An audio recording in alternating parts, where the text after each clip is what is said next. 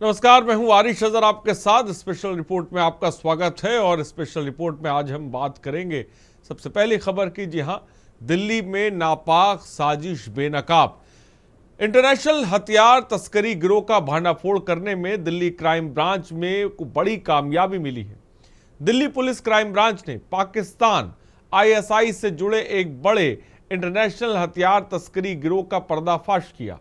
Police के मुताबिक ये गिरोह पाकिस्तान के रास्ते तुर्की और चीन में बने हाई एंड पिस्टल भारत में सप्लाई कर रहा था। ये हथियार कहीं सप्लाई होते और वारदात को अंजाम देने में इस्तेमाल होते, उससे पहले ही क्राइम ब्रांच ने तस्करों को धर दबोचा। बता दें कि दिल्ली पुलिस क्राइम ब्रांच ने इस मामले में अंतर्राष्ट्रीय हथियार तस्करी गिरोह के 4 अहम सदस्यों को गिरफ्तार किया। इनके पास से 10 विदेशी महंगी पिस्टल, 92 जिंदा कारतूस बरामद हुए हैं। ये हथियार दिल्ली और आसपास के राज्यों में बदमाशों और गैंगस्टरों तक पहुंचाए जा रहे थे। पुलिस अब ये पता लगाने में लगी है कि अब तक ये लोग कितने हथियार भारत में बेच चुके हैं और किन किन गैंग या लोगों तक के ये असलहे पहुंचे हैं। जांच एजेंसियां मोबाइल, बैग डिटेल और सोशल मीडिया की मदद से गिरोह के बाकी सदस्यों और इनके लिंक की भी पड़ताल कर रही हैं।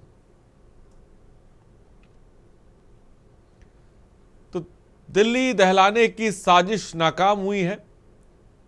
बड़े पैमाने पर आपको बता दें, हथियारों का जखीरा बरामद हुआ है। और अगली खबर की तरफ बढ़ते हैं। आपको बता दें कि दिल्ली क्राइम ब्रांच के अनुसार यह पूरा नेटवर्क पाकिस्तान आईएसआई से जुड़ा है। साथ ही साथ आईएसआई के इशारे पर काम कर रहे थे लोग। आपको यह भी बता दें कि यह तस्करी कैसे होती है, ये बता रहे। पहले हथियार पाकिस्तान पहुंचाए जाते थे और पाकिस्तान जब हथियार पहुंच जाते थे, उसके बाद आपको बता दें तस्करी कर हथियार भारत लाए जाते थे। तो आईएसआई के इशारे पर यह तस्करी कैसे होती थी? ड्रोन के जरिए पंजाब में यह हथियारों को भेजा जाता था। आप सोचिए, ड्रोन के माध्यम से, ड्रोन में हथियारों को बांधकर इन्हें भेजा जाता था। हथियार दिल्ली और सटे राज्यों में पहुंचते थे।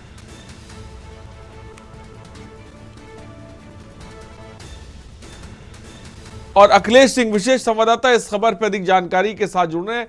अखिलेश, आईएसआई के इशारे पर कैसे तस्करी होती थी? तस्करी का नेटवर्क साफ तौर पर हमने बताया, लेकिन इसे कहा जा सकता है साफ तौर पे कि एक बड़ी कामयाबी साफ तौर पर इंटेलिजेंस टीमों को मिली है। क्या जानकारी है? देखिए, दिल्ली की क्राइम ब्रांच को जो हथियारों के अवैध तस्करी और उससे जुड़े लोग और उसमें पाकिस्तान में बैठे आईएसआई के कनेक्शन का जो खुलासा दिल्ली पुलिस की क्राइम ब्रांच ने किया, तो उससे कहा जा सकता है कि आगामी दिनों में कहीं आईएसआई के जो एजेंट और हैंडलर जो देश और पूरी दिल्ली या समेत अन्य जगह पर बैठ के काम कर रहे थे, उनको कहा जा सकता है कि बड़ा झटका लगा है। और दिल्ली पुलिस की क्राइम ब्रांच को इसमें बड़ी सफलता के तौर पर देखा जा सकता है, क्योंकि जिस प्रकार दिल्ली के लाल किला के मेट्रो स्टेशन गेट 1 नंबर पर हुए कार धमाके के बाद इन तमाम चीजों के कनेक्शन खुफिया एजेंसियों को, दिल्ली पुलिस को, तमाम एजेंसियों को मिले थे। उसके बाद एक के बाद एक कड़ी जोड़ना शुरू की गई, तो यहाँ तक दिल्ली पुलिस पहुंची।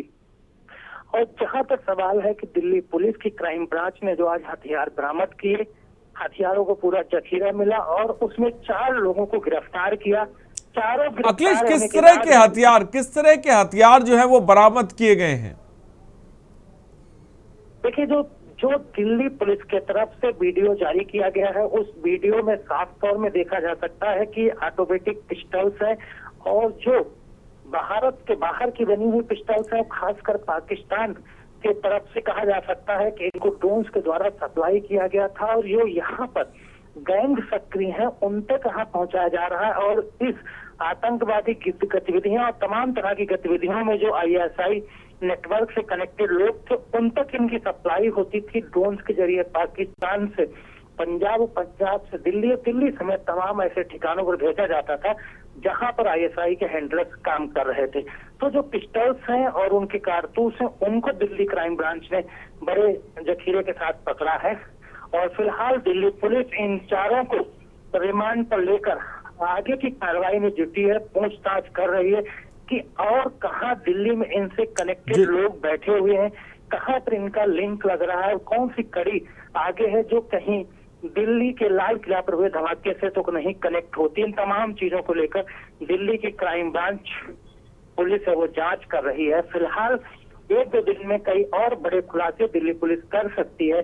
जो 4 लोग गिरफ्तार हुए हैं उनके माध्यम से और कहीं और भी हथियार बरामद हो सकते हैं, ऐसा दिल्ली पुलिस लगातार छापेमारी कर रही है। ठीक अखिलेश, बहुत बहुत शुक्रिया हमसे जुड़ने के लिए और तमाम जानकारी देने के लिए। तो और भी खुलासे दिल्ली की क्राइम ब्रांच टीम कर सकती है। फिलहाल बड़ी कामयाबी क्राइम ब्रांच की टीम को मिली है, 3 संभावित टारगेट की पहचान हुई है। और अगली खबर की तरफ बढ़ते हैं। यूपी में घुसपैठियों की खैर नहीं। जी हां, दिल्ली के लाल किले के पास हुए बम ब्लास्ट के बाद से देश के अधिकांश राज्य अलर्ट मोड पर हैं।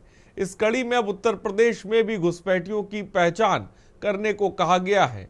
उत्तर प्रदेश के मुख्यमंत्री योगी आदित्यनाथ ने राज्य के सभी जिलाधिकारियों को यह निर्देश दिया कि राज्य स्तर पर घुसपैठियों को चिन्हित करने के लिए अभियान चलाया जाए और पकड़े जाने वालों के खिलाफ सख्त कार्रवाई की जाए।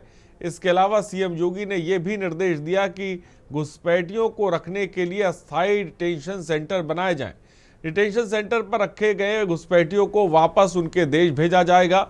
मुख्यमंत्री योगी आदित्यनाथ ने प्रदेश के सभी जिलाधिकारियों को अवैध घुसपैठ पर त्वरित और सख्त कार्रवाई के स्पष्ट निर्देश जारी किए हैं। मुख्यमंत्री ने निर्देश दिए कि प्रत्येक जिला प्रशासन अपने क्षेत्र में रहने वाले अवैध घुसपैठियों की पहचान सुनिश्चित करे।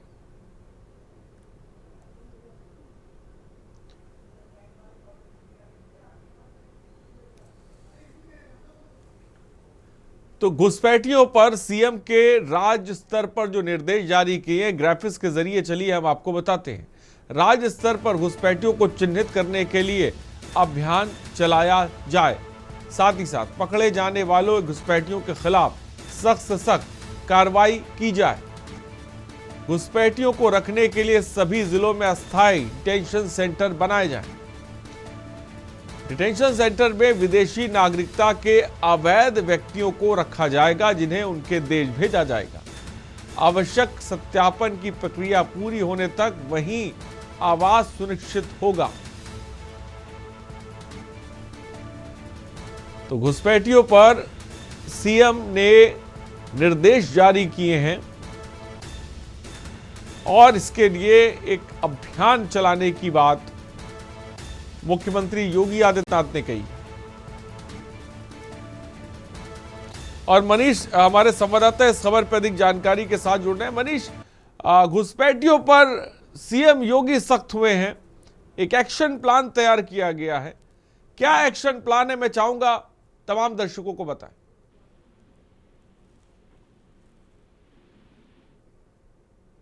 जी बिल्कुल, देखा जाए उत्तर प्रदेश के मुख्यमंत्री ने आज एक फरमान जारी किया है उत्तर प्रदेश के सभी डीएम के लिए कि जो उत्तर प्रदेश के जो घुसपैठियां हैं जो यहाँ पर रह रहे हैं उनकी पहचान की जाए। पहचान करने के बाद उनको एक डिटेंशन सेंटर बनाया जाए जहाँ पर उन घुसपैठियों को रखा जाए और उनको वापस उनके देश भेजा जाए। इस घुसपैठिया का देखा जाए, घुसपैठिया लगातार जो है अभी तक दिल्ली से लेकर के झारखंड और झारखंड के बाद बिहार और बिहार के चुनाव के बाद अब उत्तर प्रदेश, जहाँ पर उत्तर प्रदेश के मुख्यमंत्री के द्वारा ये आदेश पारित किया गया है। इस आदेश के पारित करने के बाद जो है अब सभी जिलों के डीएम को जो है उन घुसपैठियों की पहचान करनी होगी, उनकी लिस्ट बनानी होगी, एक सेंटर बनाना होगा जहां पर उनको रखा जाएगा और उनके वापस कैसे भेजा है उसकी प्रक्रिया उनके द्वारा की जाएगी। तो मुख्यमंत्री के द्वारा ये आदेश पारित कर दिया गया। घुसपैठिया का मुद्दा आपने देखा ही होगा, लगातार भारतीय जनता पार्टी कई राज्यों में लगातार उठाते हुए आ रही है। बिहार के चुनाव में भी अमित शाह ने लगातार कहा था कि एक भी घुसपैठिया को हम यहाँ पर नहीं रहने देंगे। तो कह सकते हैं कि अब उत्तर प्रदेश में ये मुद्दा फिर गरमाया है और इस मुद्दे के गरमाने के बाद जैसे ही मुख्यमंत्री का ये आदेश आया तो वहीं पर कांग्रेस ने साफ तौर से पलटवार किया है। कांग्रेस ने साफ तौर से, उनका कहना है कि 10 साल होने वाले हैं सरकार के, अब उनको घुसपैठियों की जो चिंता सताने लगी है। जिस प्रकार से एसआईआर प्रक्रिया को लेकर के ऐसा अखिलेश यादव भी लगातार जो सरकार के ऊपर निशाना साध रहे हैं, चुनाव आयोग के ऊपर निशाना साध रहे हैं, तो कह सकते हैं कि लगातार एसआईआर का मुद्दा और घुसपैठिया का मुद्दा हर एक चुनाव में, हर एक पहलू में देखने को मिलता है। अब देखना है 2027 का भी चुनाव उत्तर प्रदेश का आने वाला है, पंचायत चुनाव आने वाले हैं, एसआईआर की प्रक्रिया चल रही है और वहीं पर मुख्यमंत्री का ये आदेश सबसे बड़ा एक सवाल है। और वहीं पर विपक्षी दल लगातार सरकार को और भारतीय जनता पार्टी को जो है घेरते हुए नजर आ रहे हैं। अब ये देखना है कि जिस प्रकार से मुख्यमंत्री का ये आदेश हुआ है तो उत्तर प्रदेश में कितने घुसपैठिया पाए जाते हैं और उनको किस तरीके से जो है वापस उनके देश के लिए दोबारा रवाना किया जाएगा। जी, अभी तक कोई घुसपैठियों को लेकर कोई जानकारी आई है, कोई गणना आई है? क्या कुछ घुसपैठिए पकड़े गए हैं, इसके बारे में कोई डिटेल?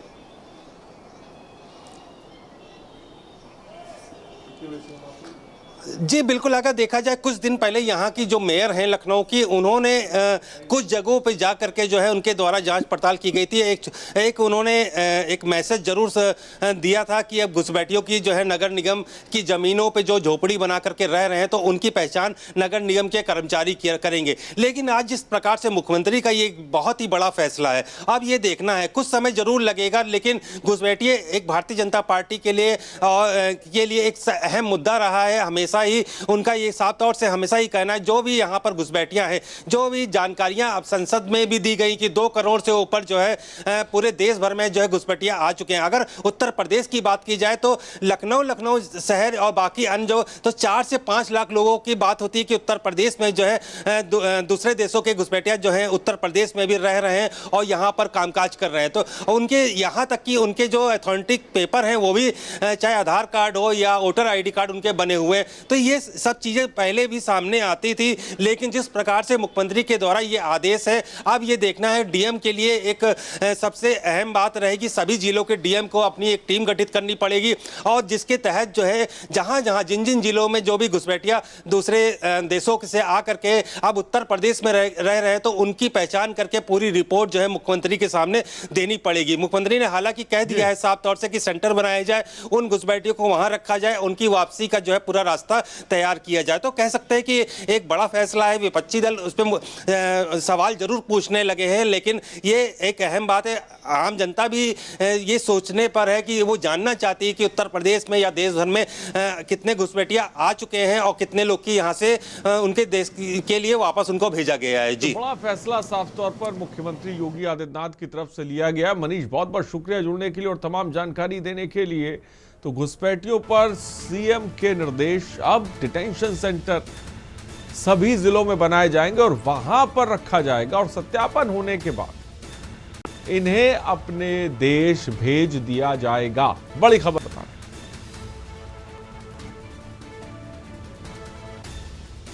तो घुसपैठियों पर मुख्यमंत्री योगी आदित्यनाथ ने कड़े निर्देश जारी किए हैं।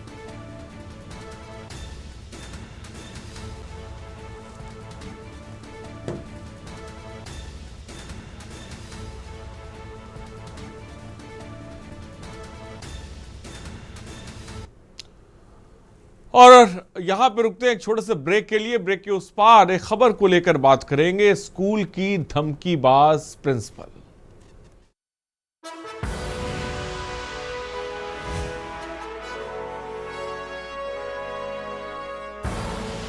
और ब्रेक के बाद आपका स्वागत है। उत्तर प्रदेश के जनपद हापुड़ से गुरु शिक्षा का एक ऐसा वीडियो सामने आया जिसमें गुरु अपनी शिक्षा को धमकी दे रही हैं।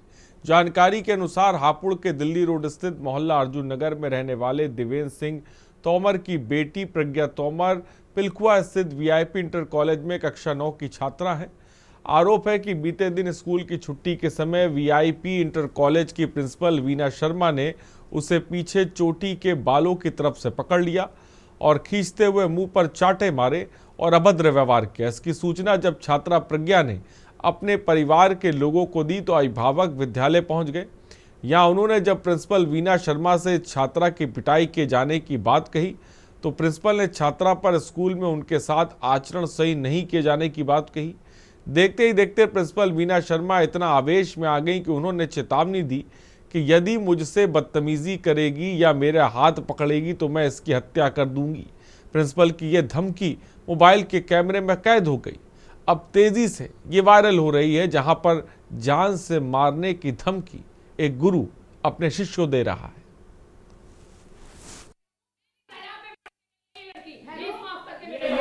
हमारी कोई फीस माफ नहीं हुई, हमारी नहीं हुई, कभी नहीं हुई।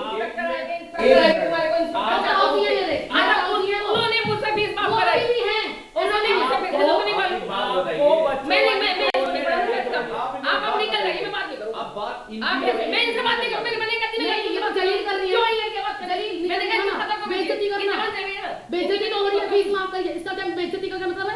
आप इनकी क्या बात कर रही है? बात मैं उस गुड़िया की कर रहा हूँ। ये क्यों हाथ खड़ी है? 2 मिनट।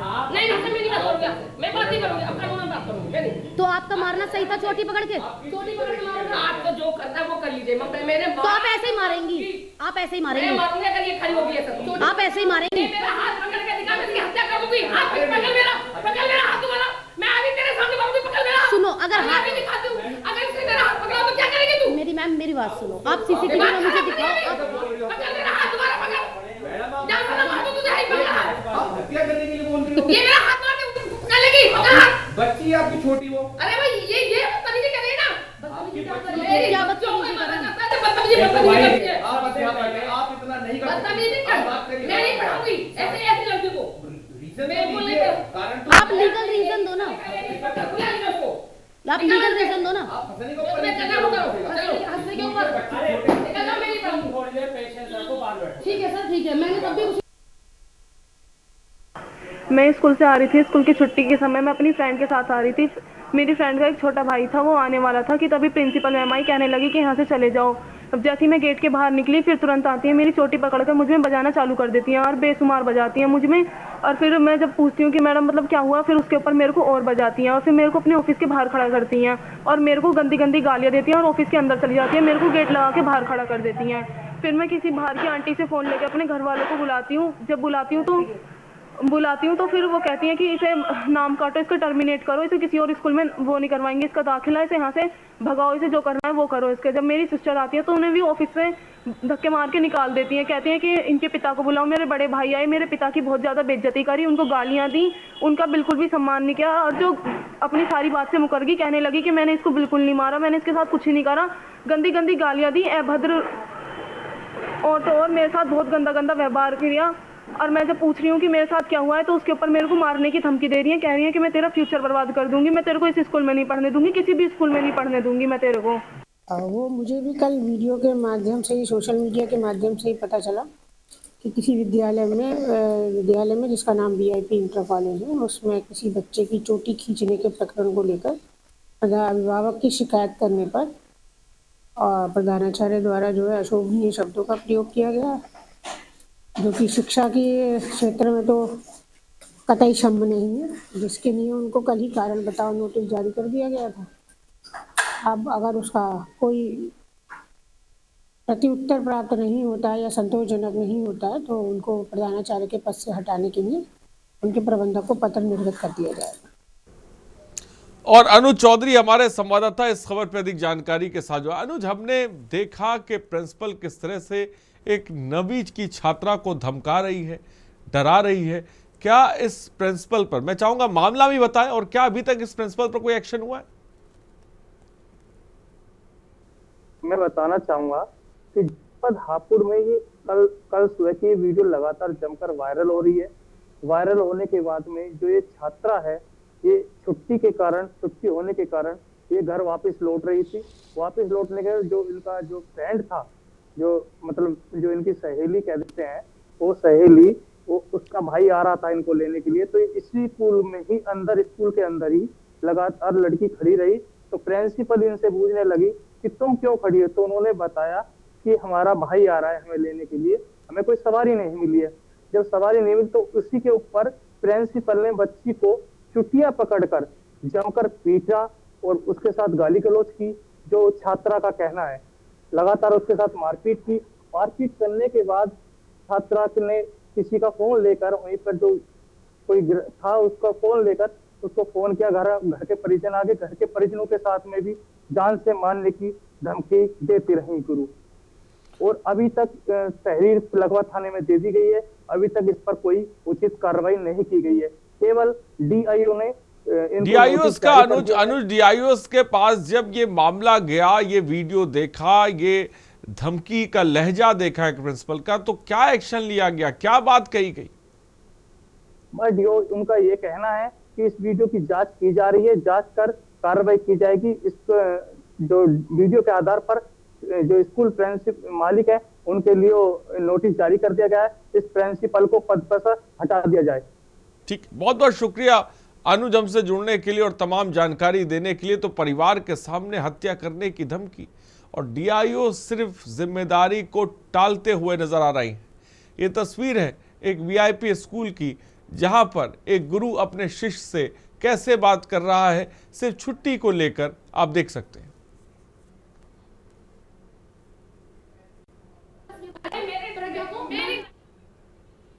और अगली खबर, जी हां, ये कैसी मोहब्बत। खबर मेरठ से है, जहां प्यार और अपने महंगे शौक पूरा करने की चाह में एक मां इतनी गिर गई कि उसने खुद अपने बेटे की किडनैपिंग की साजिश रच डाली। मेरठ के सरदना थाना पुलिस ने मामले का खुलासा करते हुए महिला और उसके साथी को गिरफ्तार कर लिया है, जिसने अपने प्रेमी को फंसाकर उससे मोटी रकम ऐंठने की योजना बनाई थी। पुलिस ने महिला के अपहृत बेटे को नोएडा से सकुशल बरामद कर लिया है। जानकारी के अनुसार सरदना थाना क्षेत्र के दबदुथुआ गांव निवासी सोनिया का अपने पति से तलाक हो चुका है और इस समय अपने मायके में रह रही थी और इस बीच उसका गांव के ही मोहित नामक युवक से प्रेम संबंध हो गया। सोनिया ने मोहित से शादी की ख्वाहिश जताई तो मोहित ने मना कर दिया, जिस पर सोनिया ने मोहित के खिलाफ मुकदमा दर्ज करा दिया था और समझौते के एवज में 1 लाख रुपए की डिमांड की थी। मोहित के परिजनों ने कुछ रकम देकर उसकी जमानत कराई, लेकिन बाकी पैसा ना मिलने पर सोनिया ने नया खेल रच डाला।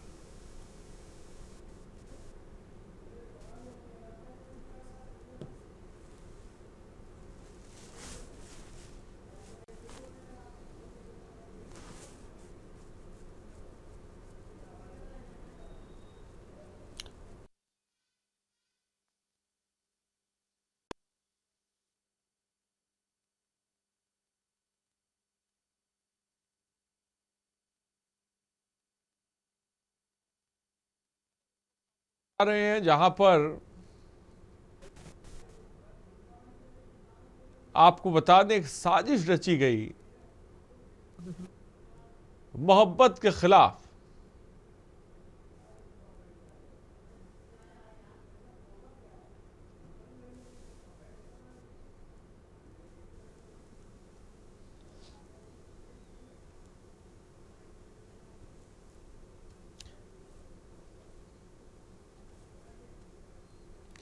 तो खबर इस वक्त आपको बता रहे हैं,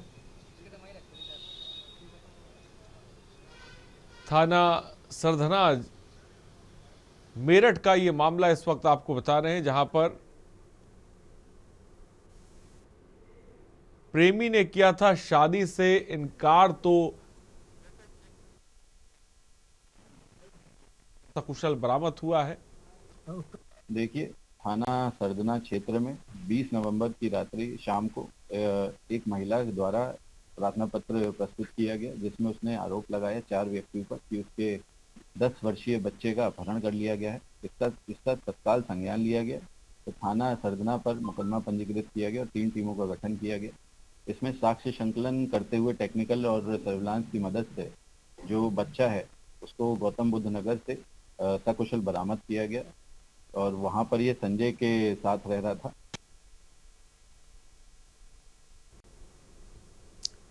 तो मां ने अपने ही बेटे के अपहरण की प्लानिंग रच डाली। प्रेमी ने किया था शादी से इनकार। ग्रेटर नोएडा से बच्चा सकुशल बरामद हुआ है। मेरठ की खबर आपको बता रहे हैं, जहां पर प्यार का इंतकाम और खौफनाक हुआ अंजाम।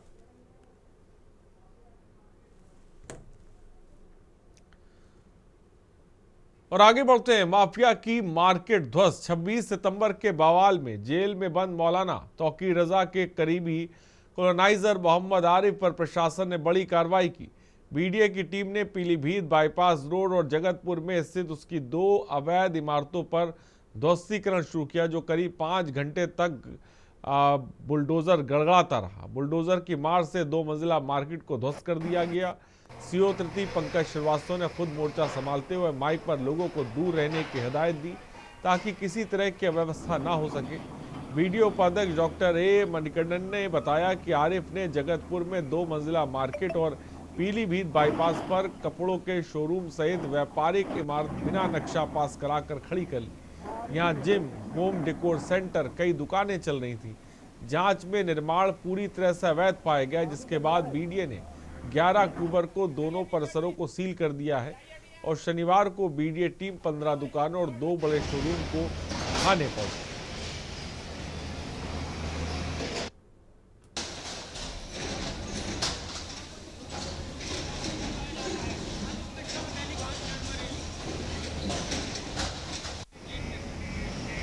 हुआ है तौकीर के। क्या नाम है आपका?